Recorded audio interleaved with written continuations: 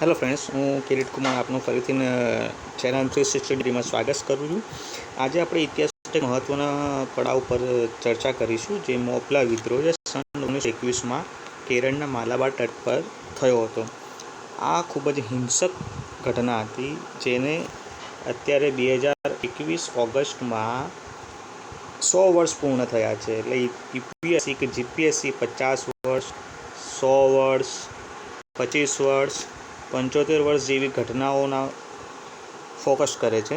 તો એની પર આવા પ્રશ્નો વધારે પૂછાતા હોય છે. તો આજે આપણે ડીપમાં સમજીશું મોપલા વિદ્રોહ શું છે. તો સૌપ્રથમ આપણે જોઈએ મોપલા વિદ્રોહ શું છે.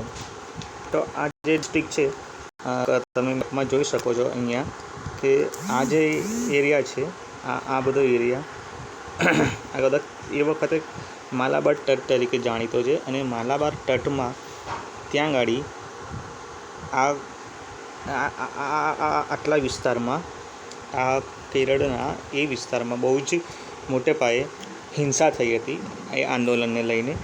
તે આપણે અહીંયા ચર્ચા કરીશું. આ માલાબાર ડિસ્ટ્રિક્ટ જે ગણાય છે, બરાબર, અરેબિયન સીની બાજુમાં, તો એના વિશે જ આપણે ચર્ચા કરવાના છીએ. તો એકચ્યુઅલી એવું તો શું થયું હતું મોપલા વિદ્રોહમાં, તમે અહીંયા ફરીને જોઈ શકો છો, બરાબર. એ જ છે જે કેલિકટ બાજુનો જે વિસ્તાર છે, બરાબર. તો ત્યાં ગાડી આ ઘટના બની હતી. એના વિશે જ આપણે ડિટેલમાં ચર્ચા કરવાના છીએ.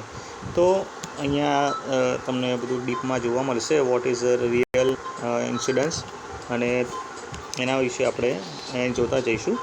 તો બેઝિકલી માલાબાર વિદ્રોહ જે છે એ સન 1921માં થયો હતો. એટલે બેઝિકલી એના ઓગસ્ટમાં 100 યર્સ પૂરા થયા છે. મોપલા વિદ્રોહ જે સન 1921માં એના 100 વર્ષ પૂર્ણ થયા છે. અહીંયા વી કેન સી ડેટ.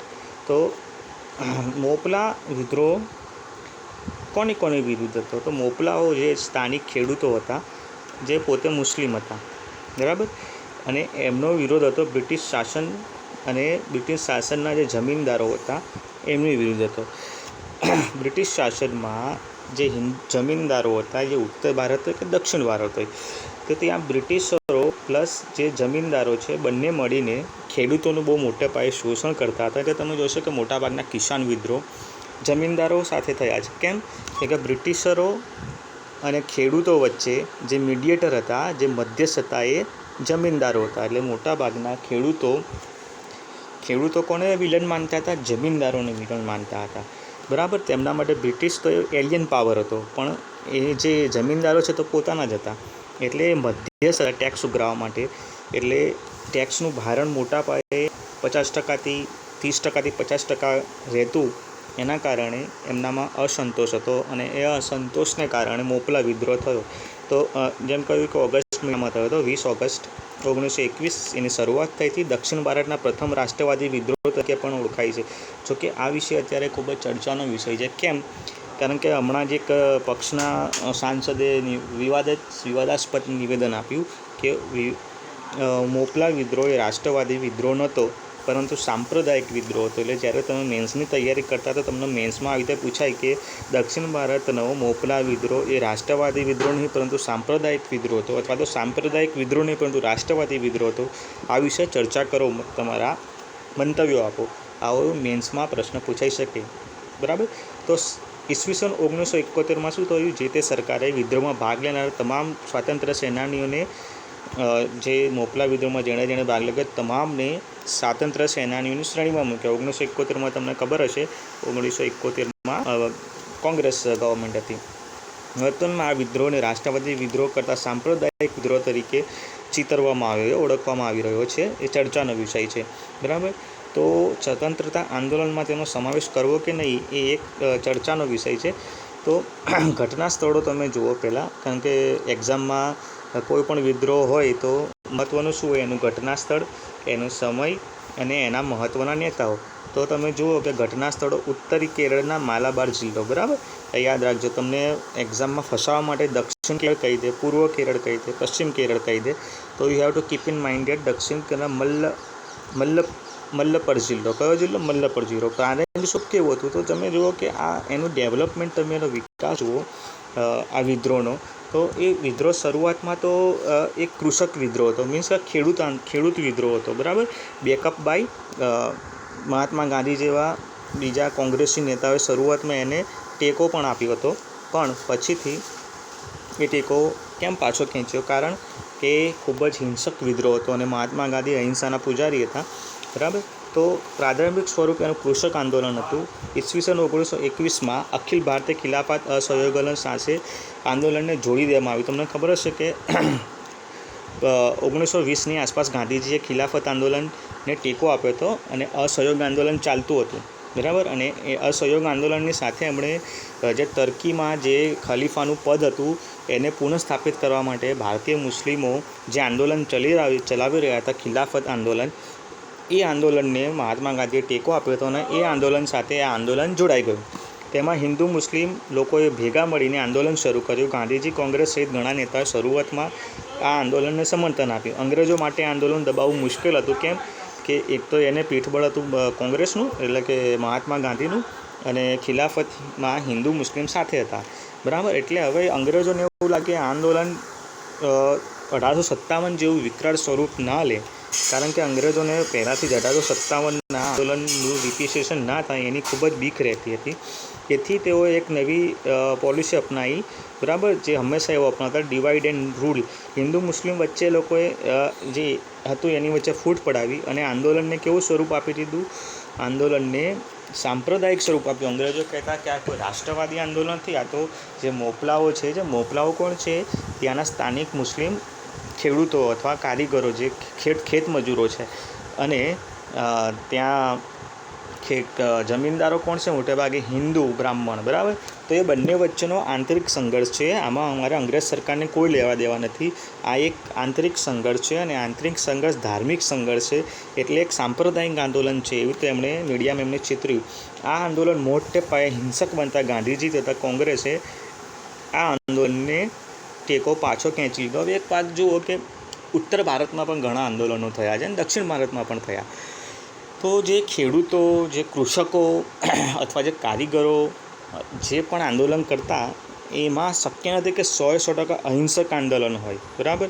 આટલી મોટી ભીડને એક વ્યક્તિ કંટ્રોલ ન જ કરી શકે. એટલે તમે જુઓ કે 1922માં ચોરાચોરી કાંડ થયો. ગાંધીજીએ પહેલાં જ કહ્યું હતું કે આપણે અહિંસક રીતે આંદોલન કરવાનું, છતાં પણ નાના વયે એજ્યુટેશનથી ચોરાચોરી કાંડ થયો 5 ફેબ્રુઆરી 1922ના રોજ. તો ગાંધીજીએ આંદોલન આટોપી લીધું. સેમ હિયર કે અહીંયા પણ એવું થયું કે આંદોલન હિંસક બનતું ગયું, બરાબર. અને એ આંદોલન હિંસક બનતા મહાત્મા ગાંધીએ અને કોંગ્રેસે અને બીજા બધા રાષ્ટ્રવાદી નેતાઓએ પોતાનો ટેકો પાછો ખેંચી લીધો. ડૉક્ટર આંબેડકરની પુસ્તક છે Pakistan or the partition of India, એમાં લખે છે કે મોપલા વિદ્રોહ 2 મુસ્લિમ સંગઠનોએ કરેલ, બરાબર. આ doctor Ambedkar was a very genius personality, અને એમના એક પુસ્તક છે ધ થોટ ઓફ પાકિસ્તાન અને Pakistan or the partition of India. એમાં એવું લખે છે કે તેમના નામ કયા કે છે? ખુદમાં એ કાબા, મક્કાના સેવક તથા સેન્ટ્રલ ખિલાફત કમિટી. આ બે કમિટી, એ બે આ જે સાંપ્રદાયિક સ્વરૂપ આપવાનું કામ, વિદ્રોહને સાંપ્રદાયિક સ્વરૂપ આપવાનું કામ કોણે કર્યું? તો આ બે સંસ્થાનોએ કરી, બરાબર. તેઓ લોકો જે મોપલા, એકચ્યુઅલી જો કે મોપલા મોટે ભાગે એ વખતે લિટરસી બહુ ઓછી હતી, બરાબર. તો આ જે બે કમિટીના માણસો હતા, એમને ધારો કે તમારે હિન્દુઓને ભડકાવવા હોય તો તમારે હિન્દુને એવું કહે કે તમારો ધર્મ ખતરામાં છે, પછી તો મુસ્લિમને ભડકાવવા હોય તો મુસ્લિમને બી એવું કરે કે તમારો ધર્મ ખતરામાં છે. એટલે આ લોકોએ કેવા ભાષણ કર્યા કે અંગ્રેજોનું રાજ, દારૂલ હર્બ એટલે કે જ્યાં મુસ્લિમોનું શાસન નથી તેવો પ્રદેશ બની જશે. જો તેની સામે લડવાનું નહીં કરે તો તેમણે હિજરત કરવી પડશે અને અહીંયાથી તેમને ભગાડી દેશે અંગ્રેજો, જો તમે એમની સામે આંદોલન નહીં કરો. એટલે મોટાભાગે વિદ્રોહ શરૂ થયો. આ વિદ્રોહનું દંગાનું સ્વરૂપ ધીરે ધીરે લેવા લાગ્યું. કેમ કે ઘર્ષણ થવા માંડ્યું.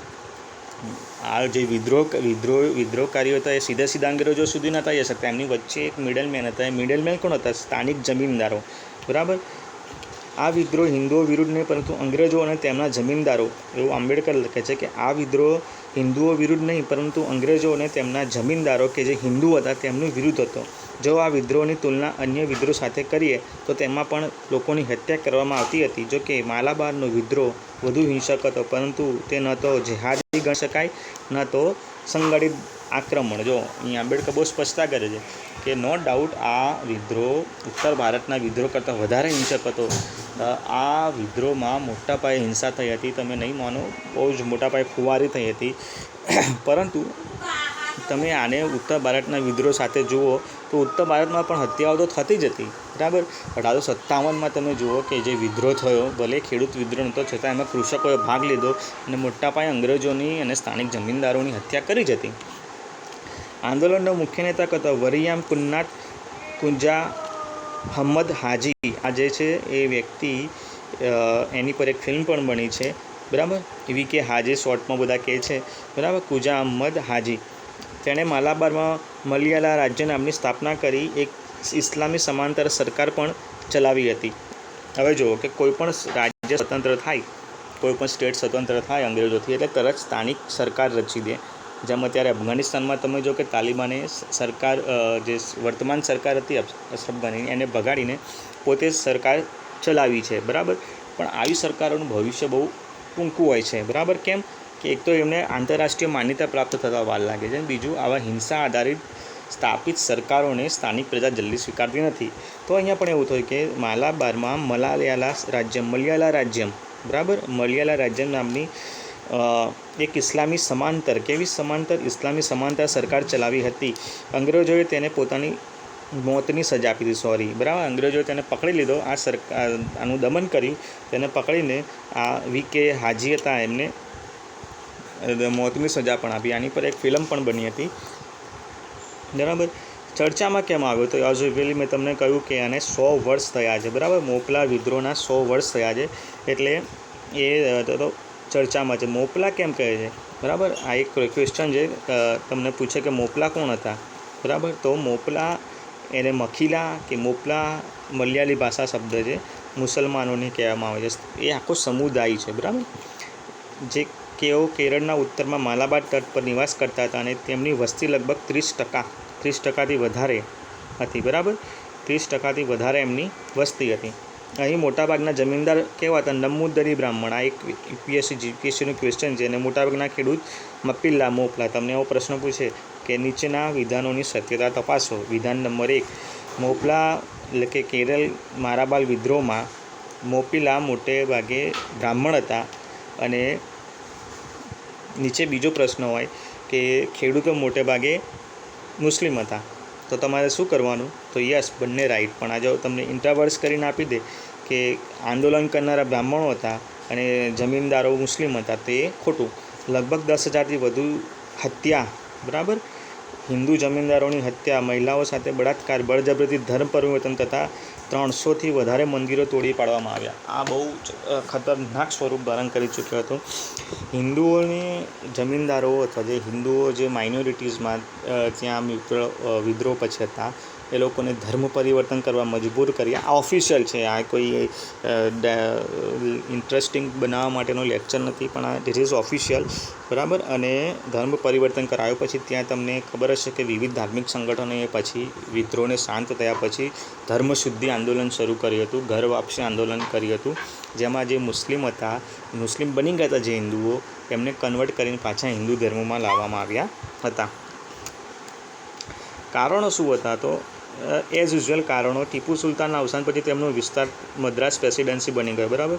ટીપુ સુલતાન જે હતા એમના અવસાન પછી જે એમનો વિસ્તાર હતો એ બ્રિટિશ પ્રેસિડેન્સીના મદ્રાસ પ્રેસિડેન્સીનો ભાગ બનાવી દીધો, બરાબર. નવા કૃષિલક્ષી કાનૂનો લાવ્યા કે જે ખૂબ શોષણલક્ષી હતા. તમે જો અંગ્રેજોએ દરેક ક્ષેત્રમાં હસ્તક્ષેપ કર્યો.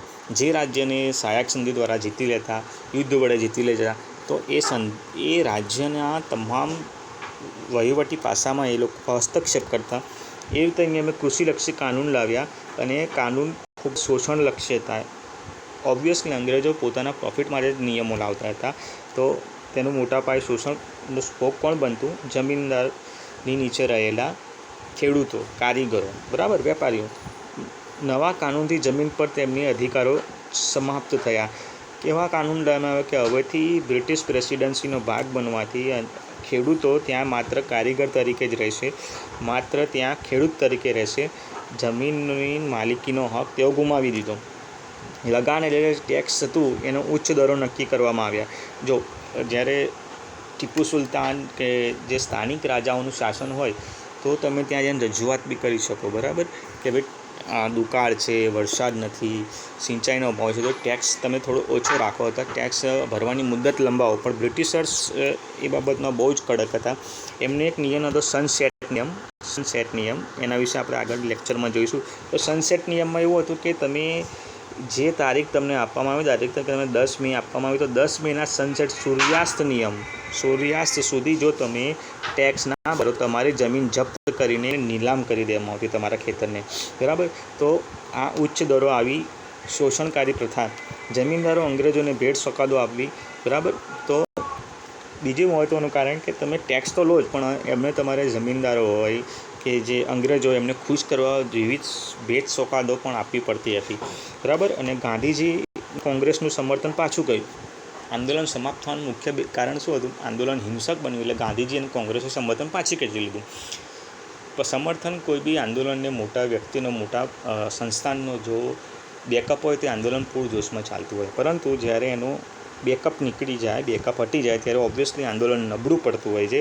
અહીંયા નબળું પડવાને કારણે આંદોલન સમાપ્તિના ઓર પર આવ્યું, બરાબર. અંગ્રેજોએ તેને સમાપ્ત કરવા માટે, બરાબર, જેમ એઝ યુઝ્યુઅલી આકરા પગલાં લીધા, બરાબર. દમનકારી નીતિ આપણી ફોર્સ બોલાવી દીધી. ફેબ્રુઆરી 19માં તેમણે નિષેધાજ્ઞા લાગુ કરી, એટલે ત્યાં આપણે વટહુકમ જાહેર કરી દીધો અને ઘણા મોટા નેતાઓની ધરપકડ કરી. આંદોલનને શાંત કરવાનો મુખ્ય રસ્તો આ જ છે કે મોટા નેતાઓને ગિરફ્તાર કર્યો. દાખલા તરીકે આપણે આગળ 1942માં જે ભણીશું આપણે મોટું પેલું ભારત છોડો આંદોલન, ક્વિટ ઇન્ડિયા મૂવમેન્ટ, એમાં આપણે જોઈશું કે જેવી લોન્ચ થાય છે આ આંદોલન, એવા જ ગાંધીજી સહિત મોટાભાગના નેતાઓને ગિરફ્તાર કરી લે છે, ધરપકડ કરી લે છે. અહીંયા પણ એવું થયું, બરાબર. વિદ્રોહનું દમન 1921 સુધી કરવામાં આવ્યું. વિશેષ બટાલિયન માલાબાર સ્પેશિયલ ફોર્સનું ગઠન કર્યું. તો આ એક MCQનો પ્રશ્ન છે, બરાબર, કે દમન કરવા માટે કઈ બટાલિયનનું ગઠન કરવામાં? તો માલાબાર સ્પેશિયલ ફોર્સનું ગઠન કરવામાં આવ્યું. આવી રીતે બહુ જ ક્રૂરતાથી એમણે આ વિદ્રોહને શાંત કરી દીધો, બરાબર, અને સફળ થયા. પરંતુ એક ક્વેશ્ચન છે આવી તમારા કે વેગન ટ્રેજેડી શાને સાથે સંબંધિત છે? તો વેગન ટ્રેજેડી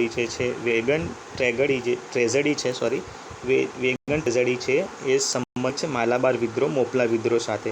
તો એક્ઝેક્ટલી એમ એવું થયું હતું કે જે વિદ્રોહીકારીઓ હતા એમને પકડીને તિસ્તુરથી પોદનૂર સુધીની કેન્દ્રીય જેલમાં મોકલવામાં આવ્યા હતા, બરાબર. તો એક ડબ્બામાં મોકલી આવ્યા હતા. હવે ડબ્બો નાનો અને 67 કેદીસ, બરાબર, મોકલામાં, એટલે ઓબ્વિયસલી શું થાય, એમને શ્વાસ લેવામાં તકલીફ પડવા લાગી, દમ ઘૂંટવાથી તેમનું મૃત્યુ થયું. આવો જ એક ઇન્સિડન્સ છે બ્લેક હોલ ટ્રેજેડી, બરાબર. એના વિશે આપણે આગળ બસું પ્લાસીના યુદ્ધ વખતે, એ થોડોક ચર્ચાવાળો વિષય છે, એમાં બી આપણે જોઈશું. તો બ્લેક હોલ ઇન્સિડન્સ બી આ રીતે જ છે, અને એ પણ ઇતિહાસનો એક ચર્ચિત ઘટના છે, બરાબર, કે ખરેખર થયો હતો કે નહીં, પણ ઓબ્વિયસલી આ તો થયો જ હતો. વેગન ટ્રેજેડી તો થઈ જ હતી, બરાબર. વેગન ટ્રેજેડી તો ખરેખર થઈ હતી. તો વેગન ટ્રેજેડી પણ શેનો ભાગ છે? આનો ભાગ છે, ઓકે. શેનો ભાગ છે? માલાબાર વિદ્રોહનો. તો you can understand all the lecture, બરાબર. તો લેક્ચરને જોવા માટે અને તમારો આભાર. લાઇક અને શેર અને સબસ્ક્રાઈબ કરજો. કોઈ સજેશન હોય તો મોસ્ટ વેલકમ છે. નેક્સ્ટ આપણે લેક્ચર લઈશું જે નવું સંશોધન બિલ પસાર થયું છે ઓબીસી માટેનું, એના માટેનું, ઓબીસી કમિશન માટેનું. તો થોડુંક રિવિઝન જોઈ લઈએ. ક્યાં થયો હતો મોપલા વિદ્રોહ? માલાબાર ડિસ્ટ્રિક્ટ, કેલર, ઉત્તરી માલાબાર ડિસ્ટ્રિક્ટ, બરાબર. વિદ્રોહના 100 વર્ષ પૂર્ણ થયા છે. મોપલા કોણ હતા? તો મુસ્લિમ ખેડૂતો હતા માલાબાર ડિસ્ટ્રિક્ટના, અને હિન્દુ બ્રાહ્મણ જમીનદારો. કોની વચ્ચે? બ્રિટિશ શાસન, સ્થાનિક હિન્દુ અને એમની સામે મોપલા હતા. 20 ઓગસ્ટ 1921માં થયા હતા. દક્ષિણ ભારતનો પ્રથમ રાષ્ટ્રવાદી વિદ્રોહ છે કે નહીં એ ચર્ચાનો વિષય છે. 1971માં જેમણે ભાગ લીધો બધાને સ્વાતંત્ર્ય સેનાની ઘોષિત કરવામાં આવ્યા હતા, બરાબર. ચર્ચાનો વિષય છે વર્તમાનમાં.